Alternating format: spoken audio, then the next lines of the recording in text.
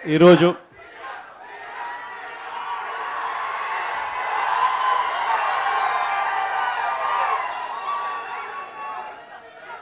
ఈరోజు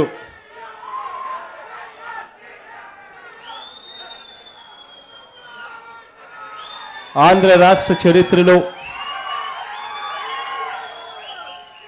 బహుశా ఇటువంటి గొప్ప విజయం బహుశా ఎప్పుడూ కూడా రిజిస్టర్ కాలేదేమో. నాకు తెలిసి 25కి 25 ఎంపీ స్థానాలు మొత్తంగా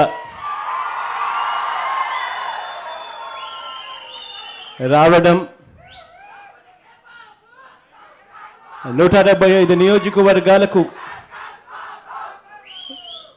దాదాపుగా 153 పైచిలుకు నియోజకవర్గాలు రిజిస్టర్ కావడం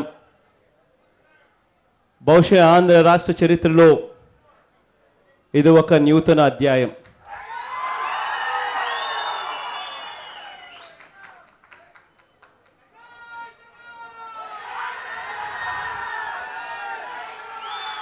ఈ విజయం దేవుడి దయతో ప్రజలందరి చల్లని దీవెనలతో ఈ విజయం సాధ్యమైంది. ఇవాళ నేను మీ అందరి ఎదుట ఇవాళ ఇక్కడికి వచ్చి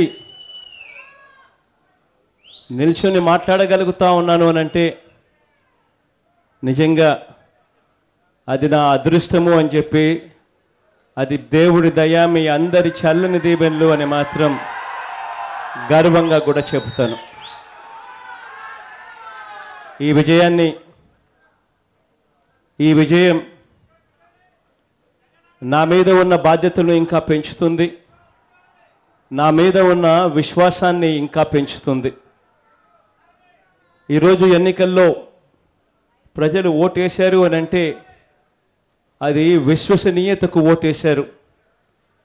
ఆ విశ్వసనీయత లేని రాజకీయ నాయకుల పరిస్థితి ఏమిటి, ఎలాగుంటుంది అని చెప్పి ప్రజలు ఇవాళ తమ ఓటు ద్వారా ఓటు వేసి చూపించారు. ఈరోజు ఇంత గొప్ప మ్యాండేట్ ఇచ్చిన తర్వాత ప్రజలు ఆ రకమైన విశ్వాసంతో, నా పట్ల ఆ విశ్వాసంతో ఆ ఓటు వేశారు. ప్రజలందరికీ నేను ఇవాళ ఒకటి చెప్తా ఉన్నా. 5 కోట్ల మంది ప్రజానీకంలో దేవుడు ఒక్కరికి అవకాశం ఇస్తాడు, ముఖ్యమంత్రి స్థానంలో కూర్చునే అవకాశం. ఆ అవకాశం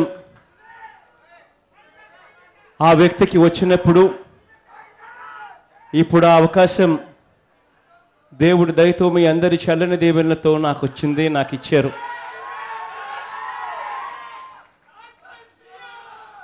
ఆ అవకాశం ఒక్కరికి వస్తుంది.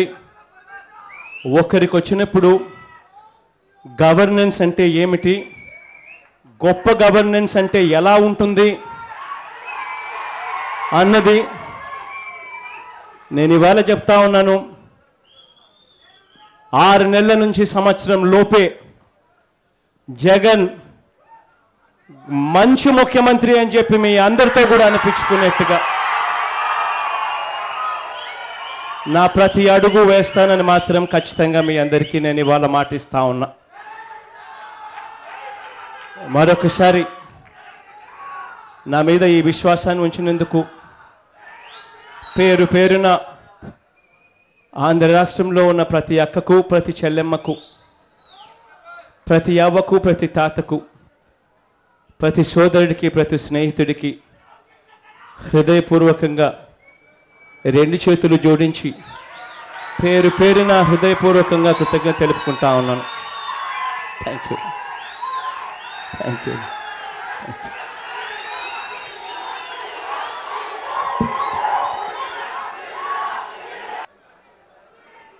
ఇంగ్లీష్లో చెప్పమని అడుగుతా ఉన్నారు.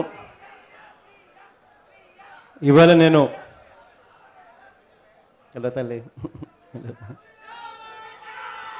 ఇంగ్లీష్ మీడియాను ఉద్దేశించి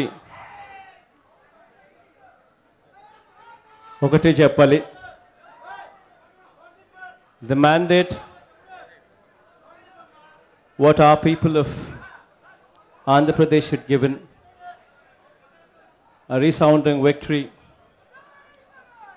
comprising of 150 and odd MLAs out of 175 and 25 out of 25 parliament seats.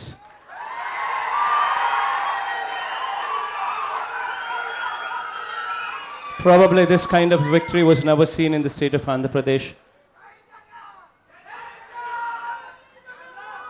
This kind of victory, my people of Andhra Pradesh have got a lot of expectations. And I promised to my people that I would do everything in their best interest for the interest of Andhra Pradesh state. I would also like to reiterate that yes, this mandate has come with tremendous amount of responsibility. And I would make sure that I live up to that expectations. People have seen Dad, people have seen my father perform. 2004, they had him elected, and 2009, once again, he was re-elected. And once again, with that kind of responsibility, I take charge. And I assure to my people of Andhra Pradesh that I will stand by them and I will put in every effort what needs to be put in so that history repeats once again. I strongly believe that out of 5 crore population, God just gives one person the opportunity to become the chief minister. And God and the people of my state today have given me that opportunity. And I assure and I promise my people of Andhra Pradesh that I would bring about that governance, that this country would stand up and look up. That assurance I am pledging to my people of Andhra Pradesh. Thank you.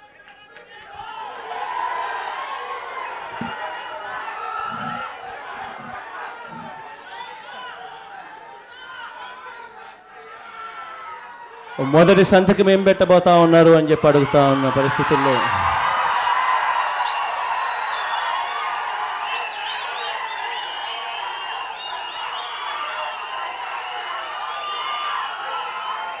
మొదటి సంతకం కాదు,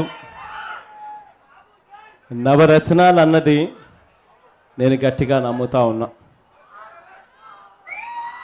3600 కిలోమీటర్ల నా పాదయాత్రలో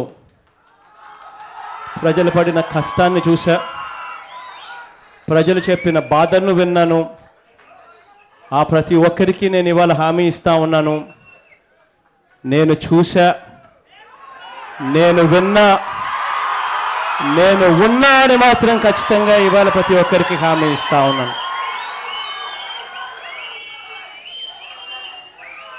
ఒక్క సంతకం కాదు, నవరత్నాలను తీసుకొచ్చే పాలన ఖచ్చితంగా ఇవ్వబోతా ఉన్నామని చెప్పి ఖచ్చితంగా చెప్తా ఉన్నా.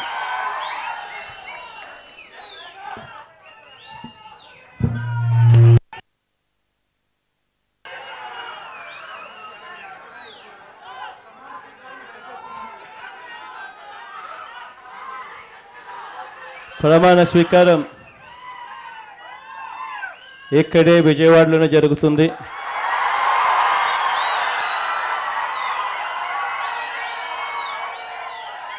30వ తారీఖున జరుగుతుంది.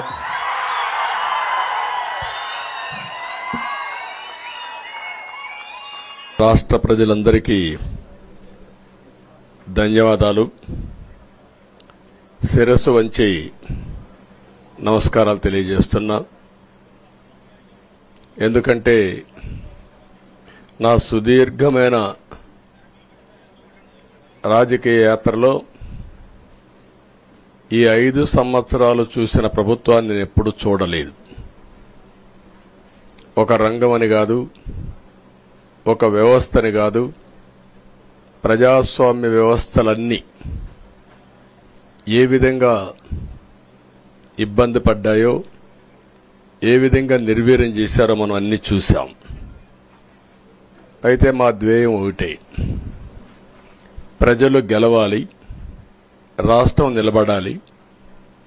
దీనికోసం ఎన్ని త్యాగాలైనా సరే చేసి మళ్లీ భావి తరాల భవిష్యత్తు కోసం ముందుకు పోవాలని చెప్పి వెళ్ళాం. నేను చాలా ఎన్నికలు చూశాం. 10వ ఎన్నిక నిన్న.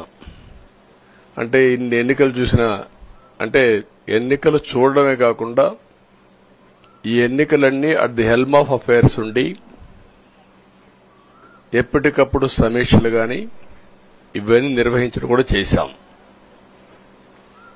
రాజకీయాల్లో ఒడికిదుడుకులు సాధారణంగా ఉంటాయి. ఎవరూ శాశ్వతం కాదు. దేశం శాశ్వతం, ప్రజాస్వామ్యం శాశ్వతం, రాజకీయ పార్టీలు శాశ్వతం, అధికారం అశాశ్వతం. రాజకీయ పార్టీలు కూడా సక్రమంగా ఉంటే మళ్లీ ప్రజలు ఆదరిస్తారు. లేకపోతే రాజకీయ పార్టీలు కూడా చాలా పార్టీలు కనుమరుగైపోయినాయి. వ్యక్తులు కనుమరుగైపోయారు, రాజకీయ పార్టీలు కనుమరుగైపోతాయి. కానీ ఇంత హిస్టారికల్ ఎలక్షన్ నేను ఎప్పుడు చూడలా. నా జీవితంలో చాలా ఎలక్షన్స్ ఫేస్ చేసాం, కానీ వేవ్ కనపడేది, వ్యతిరేకత కనపడేది. కానీ ఈ ఎలక్షన్లో ఎక్కడో అమెరికాలో ఉండే వ్యక్తి ఒక 5 లక్షలు 10 లక్షలు ఖర్చు పెట్టుకొని నేను రావాలి, ఓటేయాలి, రాష్ట్రం నిలబడాలి, ప్రజలు గెలవాలి అనే ఆవేదనతో వచ్చారు. ఎక్కడో పక్క రాష్ట్రాల్లో ఎక్కడో కడుపు నిండడం కోసం కూలి పనులకైనటువంటి వ్యక్తులు, పాచి పనులు చేసుకునే వ్యక్తులు సొంత డబ్బులు పెట్టుకొని నేరుగా ఇక్కడ రైల్వే స్టేషన్లో చూస్తే, బస్టాండ్లో చూస్తే భోజనం కూడా ప్యాక్ చేసుకొని తీసుకొచ్చి ఇక్కడ భోంచేసి ఓటేసే పరిస్థితికి వచ్చారు. ఈ కమిట్మెంట్ని ఏ విధంగా వర్ణించాలో నాకైతే అర్థం కాదు. ఏ విధంగా వాళ్ళని అభినందించాలో కూడా అర్థం కాని పరిస్థితి. అనేక ఎన్నికల్లో అనేక అనుభూతులు చూశాం. కానీ మేము అన్ని ఎన్నికల కంటే ఇది ఒక తెలుగుదేశం పార్టీ చరిత్రలో, ఆంధ్రప్రదేశ్ రాష్ట్ర ప్రజల చరిత్రలో సువర్ణాక్షరాలతో లిఖించదగ్గ ఎన్నిక. ఇది ఒక హిస్టారికల్ ఎన్నిక. ఆగస్టు క్రైసిస్ తర్వాత ఎన్టీ రామారావు గారు పార్టీ పెట్టిన తర్వాత 83లో మేము గెలిచాం. అప్పుడు 200 సీట్లు వచ్చాయి. కొత్తగా పార్టీ పెడతానే ఎన్నికలకు వెళ్లి 9 నెలలు అధికారంలోకి వస్తే 200 సీట్లు వచ్చాయి. 94లో మీరు ఒక్కసారి చూస్తే ప్రజా వ్యతిరేకం వల్ల 3 ముఖ్యమంత్రులు మారడం వల్ల ఆ రోజు మీరు ఎన్నికలు చూస్తే దగ్గర అపోజిషన్ పార్టీకి రిక్వైర్డ్ నెంబర్, అంటే అపోజిషన్ లీడర్గా వచ్చే స్టేటస్ రాకుండా వచ్చాయి. అవన్నిటిని మరిపించే విధంగా ఈసారి ఊహించని విధంగా వచ్చింది.